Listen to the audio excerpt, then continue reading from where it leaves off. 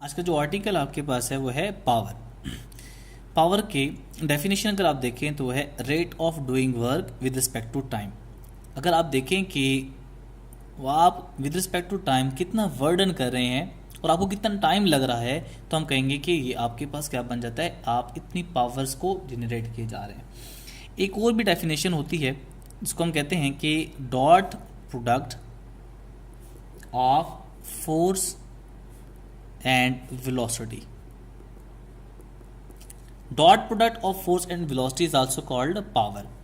तो अगर आप देखें कि फॉर्मूला क्या बनेगा इसका, पावर को डिनोट करते हैं P से, क्योंकि हमने पहले डेफिनेशन लिखी है W आपका वर्क होता है और आपको कितना टाइम लगता है कि वो वर्डन करें, तो आपके पास क्या बन जाता है, पावर का फॉर्मूला बन जाता है। फिर अगर आप इसकी करस्पॉन्डिंग यूनिट लिखना चाहें तो यूनिट आपके पास क्या बनेगा, देखिए आपके पास वर्क एनर्जी है तो और टाइम आपके पास क्या है यूनिट है, अगर देखिए तो सेकंड बनती है, तो जाउल पर second is the unit of power. लेकिन अगर आप देखें इसको मैं इस तरह भी लिख सकता हूँ कि जाउल सेकंड इनवर्स, और इसी को मैं इस तरह भी लिख सकता हूँ कि क्या बनेगा, न्यूटन मीटर सेकंड इनवर्स।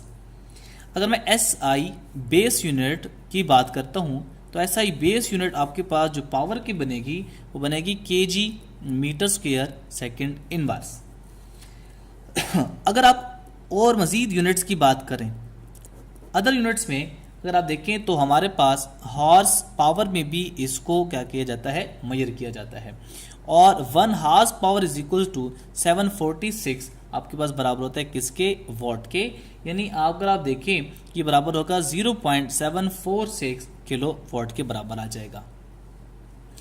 अगर आप देखें कि जो कमर्शियल यूनिट है, ये बेटा याद रखना है कि किलो वॉट आवर आपके पास एक कमर्शियल यूनिट होती है जो आम तौर पे हम बिलिंग वगैरह के लिए यूज़ किए जाते हैं। और कमर्शियल यूनिट ऑफ इलेक्ट्रिकल यानी अगर आप देखें पावर जो आपके है एनर्जी की, वो आपके पास किलो वॉट आवर है। इसका मतलब है कि 1 kilo watt hour is equal to 3.6 mega joule. और अगर आप इसको लिखेंगे तो लिखेंगे 3.6 इंटू 10 की पावर 6 जॉल। अगर आप 1 किलो वॉट आवर की बात करते हैं तो ये किसके बराबर आ जाता है, 1 यूनिट के बराबर आ जाता है। फिर अगर आप देखें कि आपने एनर्जी को फाइंड करना है किलो वॉट आवर में, तो उसके लिए आप लिखेंगे पावर जो कि वॉट में आपके पास होगी मल्टीप्लाई बाय टाइम जो कि आपका किस में होगा, वो मिनट से आपका आवर में होगा, यानी उसको आप मिनट से और डिवाइड कर दें आप किसको, 1000 से, तो ये आपको क्या दे देगा, पावर एनर्जी दे देगी किलो वॉट आवर में। फिर अगर आप इस पावर की जो कि इलेक्ट्रिकल पावर है उसकी अगर आप मजीद फार्मूला लिखना चाहें जो कि डिफरेंट आपके पास यूज होते हैं MCQs पॉइंट ऑफ व्यू से और न्यूमेरिकल पॉइंट ऑफ व्यू से, तो देखिए आपने फॉर्मूला लिखा है P is equal to W divided by T। तो चूंकि W आपके पास एनर्जी है तो मैं इसको लिख सकता हूँ mgh डिवाइडेड बाई T, या फिर अगर आप देखिए काइनेटिक एनर्जी की फॉर्म में लिखना चाहूँ तो मैं इसको लिखूंगा 1/2 mv² डिवाइडेड बाई T।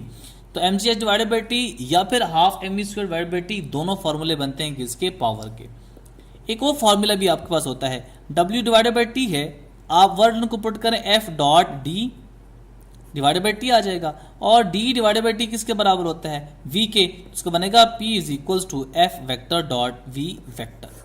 ये भी आपके पास फॉर्मूला बनता है, यानी आप इसको इस तरह भी लिख सकते हैं कि F V cos of theta. ये भी आपके पास एक एक्सप्रेशन बनता है किसका, फॉर्मूला का। जब आप एक और फॉर्मूला लिखेंगे कि उसको हम ये भी लिख सकते हैं कि power is equal to torque into work, यानी टॉर्क इंटू ओमेगा। ये आपके पास रोटेशनल फॉर्म में अगर आपने फॉर्म को फाइंड करना है।